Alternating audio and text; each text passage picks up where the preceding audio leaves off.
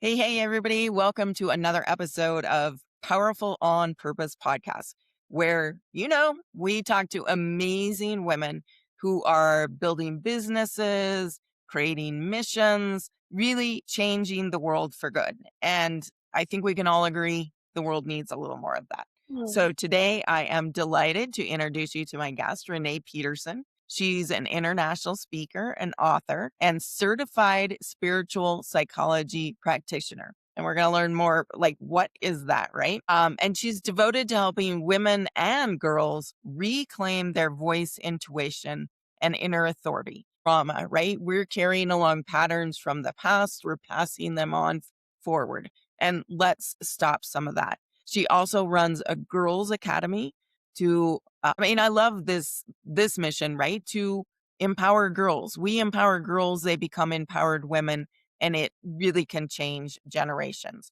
As well as she has a book coming out. Yes. So she's the guru, yeah, yay, who combines spirituality, practicality, and identity work. So welcome, Renee. So glad to have you here. Thank you so much for having me, Leslie. Really, I'm just honored to be here. So thank you so much. It's always a pleasure to spend time with you. You're so delightful. So tell us a little bit about the story that led you to kind of combining these things and your certified spiritual psychology practitioner. Like I Okay, kind of asked you two questions that's there, right? okay. Yeah, I think let's begin with that one. So, really, spiritual psychology is we're all spiritual beings having a human experience. And so, being a nurse, being in the rooms when, I worked in palliative and home care, I mean, the thin veil between life and death was something that, I was danced with. I saw, I witnessed, I experienced the ethereal realm in so many of these situations. And so, just, in my book, I say too, some come into the world crying and I came into the world remembering. So it's just this part of understanding our deeper spiritual, divine identity as who we are as human and divine. And so with all of those aspects. And so when we truly understand the duality of both, but yet we're walking in them at the same time, and then we understand that as spiritual beings, we get to make decisions in mind as to what anything means in our life. And so the spiritual psychology is, as a spiritual being, it's like, what are you going to make something mean, and how does that imprint into that psychology? How does that go into the subconscious mind and then become part of that unconscious programming that then plays itself out? And so with the intergenerational piece with that is, so we look at our mothers, our grandmothers and their mothers and our matrilineal line and what they've carried, in their psyches, and then in the collective consciousness as women, and then individually, as well, and intergenerationally, the epigenetics that gets tagged. So, I mean, I could go so deep, but basically, to sum it up, it's like there's just so much that goes into each one of our biology, our chemistry, and so within each of us, really bringing back that ownership to who are we going to be, how are we going to show up, and so I just, with my own story, I was that good girl who wanted to get everything right and wanted to, I don't know, I was the people pleaser. I was all these things. And so it's just like that identity, that true identity of who I was got masked by these roles, these limiting beliefs. And they played themselves out, with different people in different places with different situations. And then one day you wake up and you go, how did my life get this way? Well, really, that's the question that I help my clients answer is, how did your life get this way? Well, let's take a look at those beliefs. Let's take a look at those imprints. Let's take a look at the nervous system and really understand what we're carrying, and what we're carrying as well that wasn't even ours. And so we are in such an incredible time as women to be able to make different choices, to have the opportunity to go do the deeper work. And so my mission feels kind of twofold. So it's like, I love working with women because I believe that only empowered women can empower girls. Only when we have done our work that we set a new precedent, pave a new pathway, create a new example for them to follow, because my goodness, they are watching. And then at the same time, I've been working with teen girls for over 20 years. And gosh, to just what I know, taking Oprah's thing, what I know for sure is that they want to do it differently in a way than we did as well. But they also need the tools, the mindsets, the ability to deconstruct what they're being bombarded with all day long. So, therefore, bringing it back full circle, that they can wire their brains for success from the very beginning and being able to choose what something means to be able to in full sovereignty, full choice, even as a young girl, so that they don't have to go back as women to then come back and rewire those beliefs in those Right. tender, critical adolescent years. Yeah. And so painful. Like, I don't know anybody who would say, right, that, All go unscathed. yeah, right? We don't Exactly. go unscathed. I mean, yeah, we don't. Yeah, Yeah, for yeah. sure. And I love that the perception of our own thoughts and our own experiences, right? And what we tell ourselves. And this fact too, so much of who we are is what is surrounding us and what has come before us. And I'm glad to see that we're finally recognizing that. And it takes some of that weight off our individual shoulders, don't you think? Right? And then it almost feels like an honor. It almost feels like a gift. It almost feels like a stepping into of like I get to, not you know what I mean? And that's a beautiful place to be. Like Right. that's freedom. Right? Absolutely. And then the work you do when you're helping teenagers, they're helping their mothers, their generation behind them, as well as going forward. And the same with, women. Now because you're right, young girls are looking. And I mean, I remember how confusing it was for me. And it must be two to 10 times that now. Well, yeah, and when I started doing it 20 years ago, I knew this was needed, but let me tell you, like it's way more needed now than it even was back then. I mean, all with the social media, all that they're deconstructing in our world, all that is they're being bombarded with. Like it's just too much overstimulation that it's just to teach them how to ground and how to be connected to their own nervous system, their own intuition. And another thought I had when you were talking, a story of one of the girls, she said to me, and just in my last academy, she said, "So Renee, what you're saying to me is this, is that I create my own suffering." And I was like, "Yes, sweetheart, absolutely. That is how powerful you are." Right. So, Right. and we do like, and to take 100% responsibility for, how am I going to look at that? What am I going to make that mean? Like, I get to decide how I feel. Like, it's so profound. It just changes the trajectory of their lives. Absolutely. And the blessing is they can figure that out sooner than later, right? Absolutely.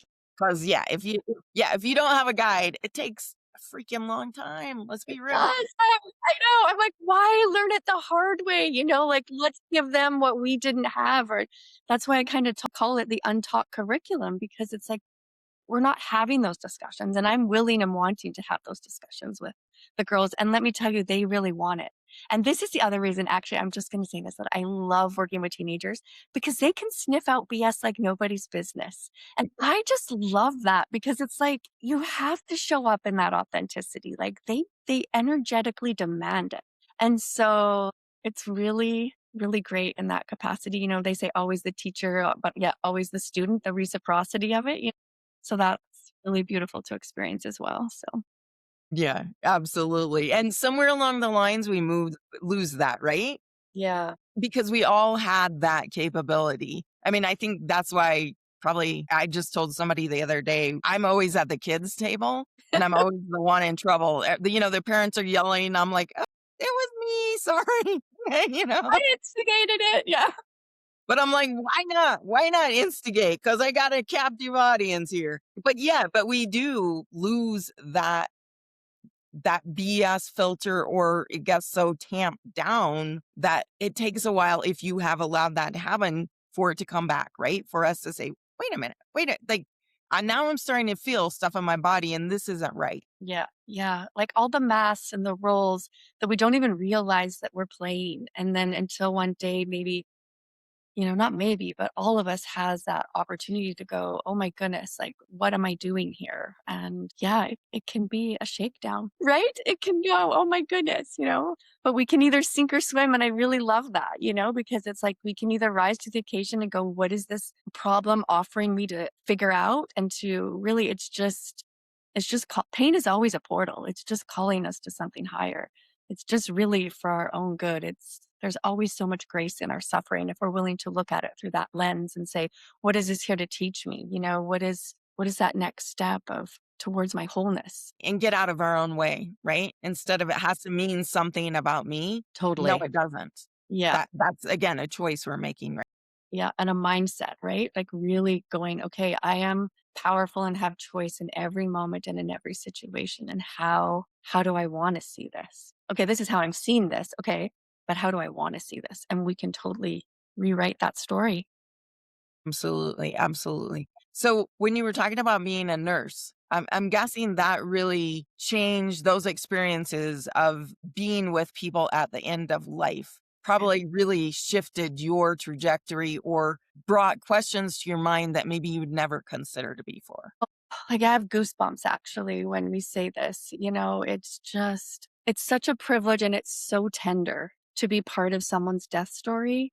Um, to witness the regret or the joy, to witness them speaking to their loved ones beyond the veil, saying, oh, there she is, they're waiting, they'll be there when I'm ready. I'm not quite ready yet. To really understand, the invisible realm and, to be in such proximity to that. And then at the same time, also seeing like different family dynamics and the patterns and how really short this life is. Like I always say, we only get one heartbeat. And so, it's like, what are those family patterns that played out? What are those family pain points that get passed down from generation to generation? And as you watch a family gather around a bedside and to just see the pain, the suffering, the unforgiveness. You know what I mean? I saw it all. And so it just gave me such a heart for, I mean, love really is the way. And we have to be the container for it within ourselves and to really understand it. It doesn't come through anybody or anything else. To be that conduit of that love and then to have that,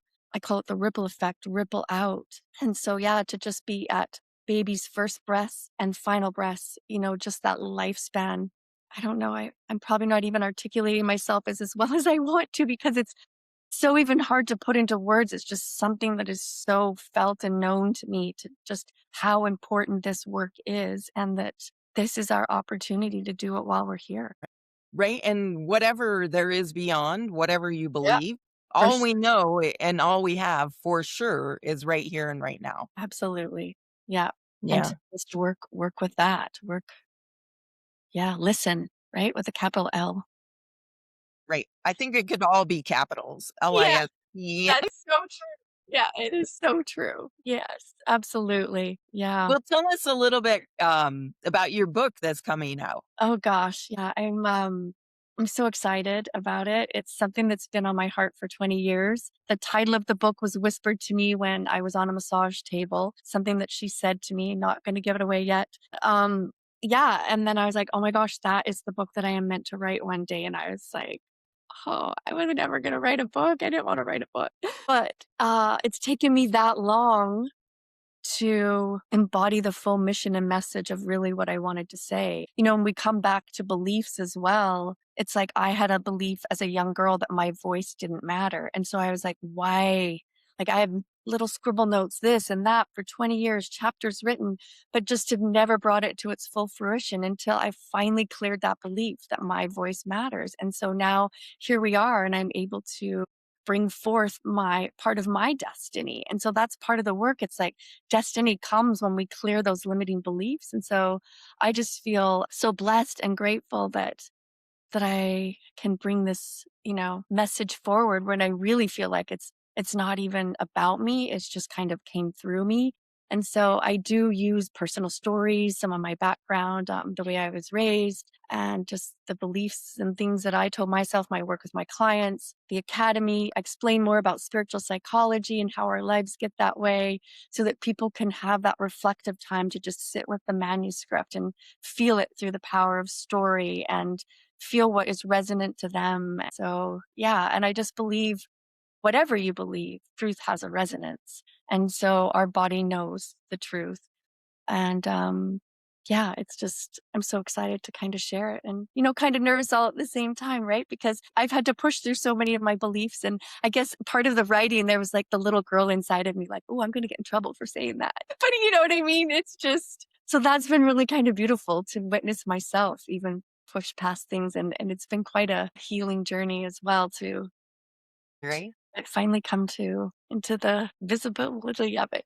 So yeah. A product a thing you're going to hold in your hands and that Yeah. will live after you, right? Yeah, absolutely. Like part of my legacy and in my epilogue, when I was finishing writing the book, my daughter was having her first child, which was a baby girl. So she hadn't been born. So as I was writing the epilogue, I just had these tears rolling down my cheek. I was like, this is for her.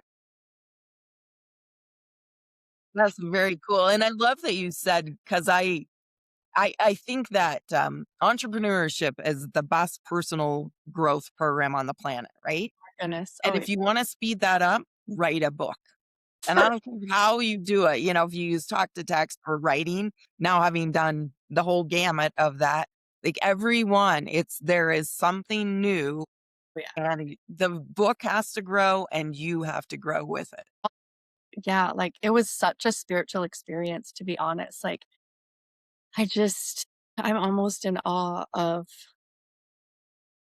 it's to just what comes up, what comes out, what comes through, like what you bump up against yourself and who shows up to support you. Like when you really say yes to yourself, right? How it all just beautifully unfolds and then really just learning into trusting yourself, trusting God, universe, whatever you believe in. And it's just, yeah. And to just have this to one day to, for my children to have like, that is my mom's story. That is my grandma's story. That was her values. That is what she lived with. This was her legacy. This is what she believed. Or, and that's part of the intergenerational stuff that I don't think we have enough of either. Like I look at my grandparents or my grandparents and my grandma and their stories and like we can talk about the hard things, the survival that the women carried through our lineage. But then I also look at the victories and I look at the strong women, that were behind us and before us. And I don't know, it's so beautiful, right? To just like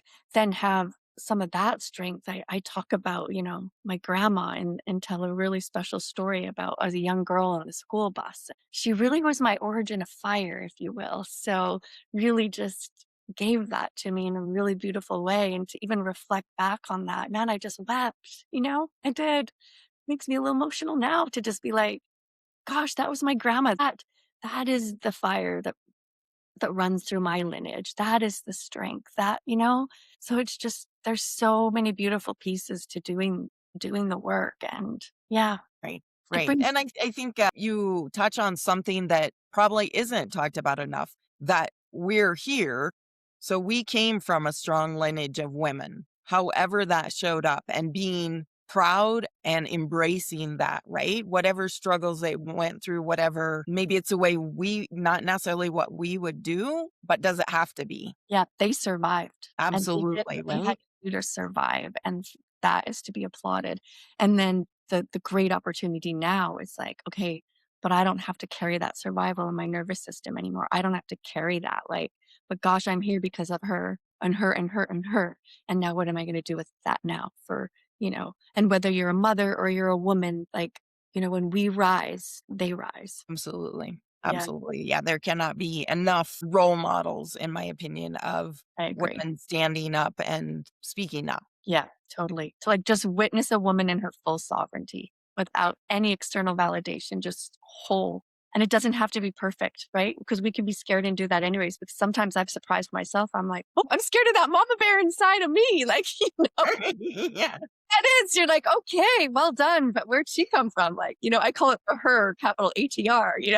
It's like she's always there, right? Just kind of guiding us along and pushing us forward. So, yeah. Right. Exactly. Yeah. I love that analogy. Yes, I've got a bear in me. No joke. And yeah, there are times like, and I don't know about you, but there are times in my brain, I literally have this conversation. Do I Yeah. bring out the bear now or do I not? Like, because I can feel it, the whole thing rising. I'm like, okay, do I just let this roll and everybody is just going to like lose their minds or do I get, like, it's okay. Yeah. It's okay. Like, unleash or why not? Yeah, yeah. Oh, I love it. That's so Yeah. good. Yeah, it's So, tell our audience how they might find you. Where do you hang out? If they might want to find out information about the Girls Academy, like where are all the things Renee? okay. Well, I think at, reneepeterson.com. It's RenaePeterson.com. And so, yeah, on there you'll find the academy and everything. And then I have an extra site just for the Academy, unwrittenacademy.com, but you can find it on Renae Peterson. And then I'm Renae Peterson on Facebook, and it's Renae Peterson on Instagram, and then Renae Peterson on LinkedIn. So yeah, I would love to connect and any way to serve and help. Right. And if people want to be on your list to get an Oh, announcement of when your book comes out, yeah, where that's can they on do the that? Renae Peterson website. Yeah, so just go Okay, and sign up and you'll be on the email list. And yeah, perfect. it'll be All great. right. Any way you'd like to sum up? I think I would just say, like, we all came here whole. Yes, we carried those epigenetics, those tags, if you will, on our DNA from our ancestors, but there is wholeness and there is a part of us in each one of us that is just whole and complete. And so it's like always come back and every day just ask for the remembrance of that. And it'll be amazing through your expanding consciousness what will be shown to you. Who will you need to be your guide? Who will need to help you? But just open and expand to coming back home to yourself. Whatever that means to you, you will be guided to know what that means. And if I can help serve and support in any way, I just always consider it such a blessing and just such an honor to guide people and hold that container. So, yeah. Thank you. And it's a pleasure, blessing, and an honor to have you here with us today. Aw, thank you. Right back at you, Leslie. Seriously. Yeah. You can only see all those good things in women because it's already in you. Well, thank you. All right, we're going to get all mushy here, folks. But be sure and subscribe because you don't want to miss any more conversations like we had with Renee, right? Real, down to earth women supporting women, women building missions, and women changing the world because it starts with us. Yes. Thank you.